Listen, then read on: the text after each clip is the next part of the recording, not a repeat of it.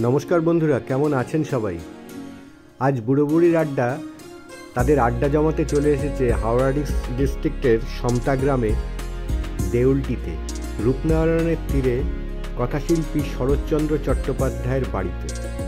আজ সারাটা দিন এখানে ঘুরে ঘুরে ঘুরে দেখব, স্মৃতিচারণ করব এবং আপনাদেরকেও দেখাবো। চলুন, এসে গেছি।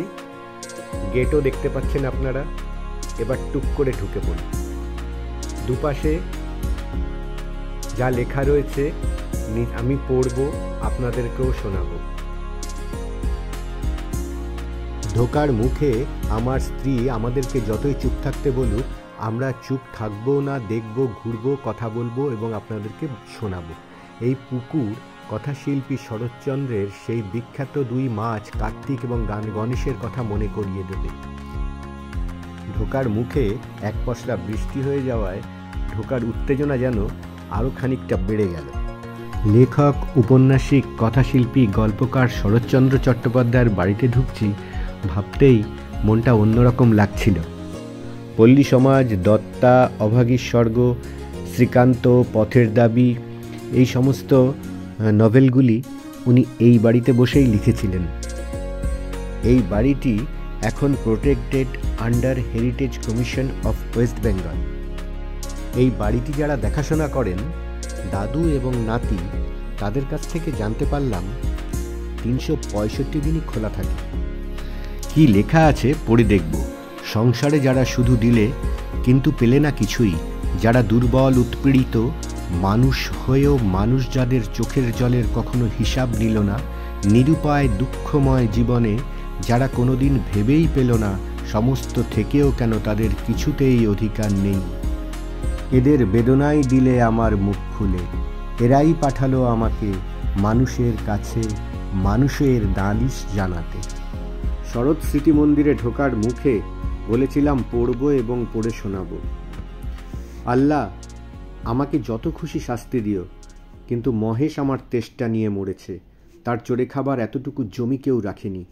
যে তোমার দেওয়া মাঠের ঘাস, তোমার দেওয়া তেষ্টার জল তাকে খেতে দেয়নি, তার কসুর তুমি যেন কখনো মাফ করো না।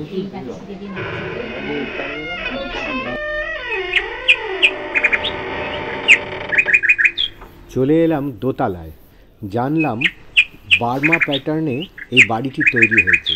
চারিদিকে বারান্দা, মাঝখানে বাড়ি। বাড়িটি চুন সুরকি ও মাটির দেওয়াল। দেওয়ালগুলি কিন্তু হোয়াইট ওয়াশ করা আছে।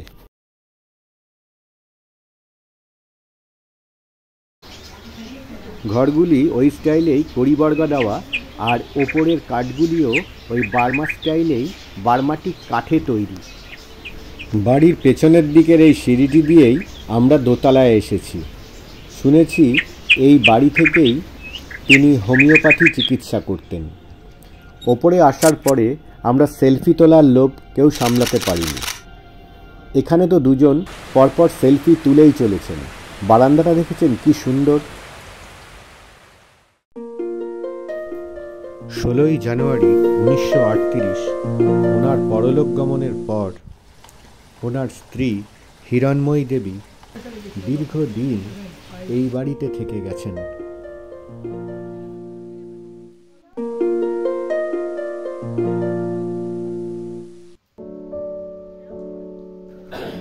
নিচের এই ঘরগুলি উপাসনালয় ও ধান রাখার কাজে ব্যবহৃত হতো। ডান দিকে একটি রান্নাঘর ছিল, দোতলা, কিন্তু 78-এর বন্যায় ক্ষতিগ্রস্ত হওয়ার পরে নতুন করে আর বানানো হয়নি।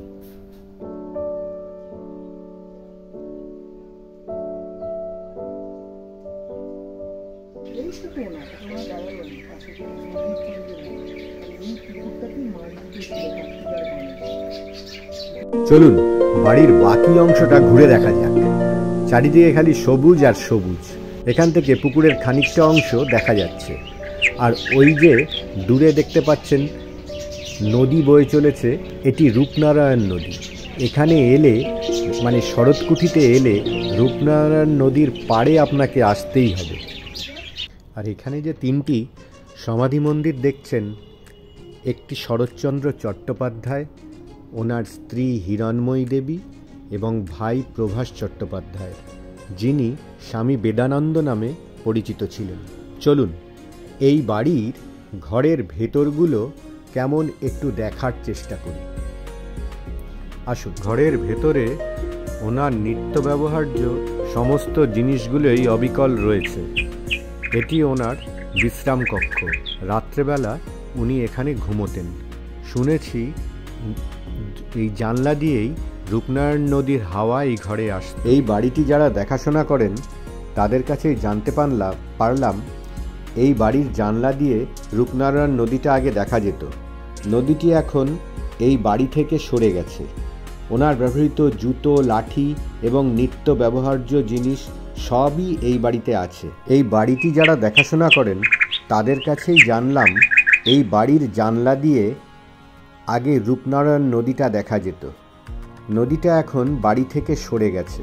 ওনার ব্যবহৃত জুতো, লাঠি এই বাড়িতেই আছে। এখানে বসে উনি লিখেছিলেন বামুনের মেয়ে মহেশ, রামের সুমতি, পল্লী সমাজ, শ্রীকান্তর চতুর্থ পর্ব ইত্যাদি। জন্মেছিলেন হুগলির দেবানন্দপুরে। পড়াশোনা করেছিলেন মামার বাড়ি বিহারের ভাগলপুরে। পরে চাকরি সূত্রে বার্মায়। প্রথম পক্ষের বিয়ে বার্মাতেই। নাম ছিল শান্তি দেবী। ওনার একটি সন্তানও ওখানে হয়। এখানে ওনার সমস্ত আসবাবপত্র যেমন আছে তার সঙ্গে একটি হোমিওপ্যাথি বাক্সও রয়েছে। এখান থেকে তিনি গ্রামের গরিব গ্রামবাসীদের বিনা পয়সায় হোমিওপ্যাথি চিকিৎসা করতেন। বাড়িতে শ্রীয়ার দাসের দেওয়া রাধাকৃষ্ণের মূর্তিও আছে। একটা সময় উনি পূজার দায়িত্ব এখানে ওনাকে দিয়ে যান। তা আজও নিত্য পূজিত হয়। এই বাড়িতে আসলে বাড়ির পাশ দিয়ে প্রবাহিত রূপনারায়ণ নদীর পাড়ে আপনাকে আসতেই হবে।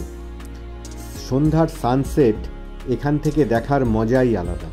যদি এখানে থাকতে চান তো পাশেই আছে নিরালা রিসর্ট। তাতেই থাকার সুবন্দোবস্ত আছে। কিন্তু আমরা আর থাকলাম না। বৃষ্টি থামতেই চলে এলাম গাদিয়াড়ায় নদীর পাড়ে। সেখানে বৌদির চায়ের দোকানে জমিয়ে আড্ডা, গল্প এবং আমার বন্ধু খোকন অনবরত নানান কথা বলে আমাদেরকে জমিয়ে রাখল। এই কথার ফাঁকে হঠাৎ খোকনকে আর দেখতে না পাওয়ায় কিছুক্ষণ আগে আমাদের সঙ্গে চা খাচ্ছিল, এখন এসে দেখি নদীর পাড়ে এসে দাঁড়িয়ে আছে। আমরাও জয়েন করলাম। নদীর পাড়ের হাওয়া বিকেলবেলা যতটা গায়ে লাগিয়ে নেওয়া। ফটো সেশন কমপ্লিট হলে জানলাম এখানে যেমন ছোট ছোট হোটেল আছে, পাশেই রয়েছে পর্যটন দপ্তরের একটি হোটেল। এই চলুন আমরা এই হোটেলের ভেতরে যাই এবং হোটেলটা দেখে আসি।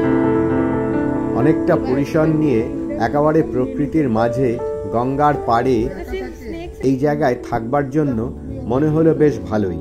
আপনারা এসে একবার থেকে দেখতে পারেন, কেমন লাগে অবশ্যই জানাবেন। দেখতে দেখতে সন্ধে গড়িয়ে এলো। থাকার ইচ্ছা থাকলেও উপায় নেই। গাড়ি নিয়ে সোজা কলকাতার দিকে রওনা হয়ে মাঝপথে ডিনার সেরে বাড়ি ফেরা। কেমন লাগলো কমেন্টস করে জানাবেন। পারলে অবশ্যই সাবস্ক্রাইব করবেন।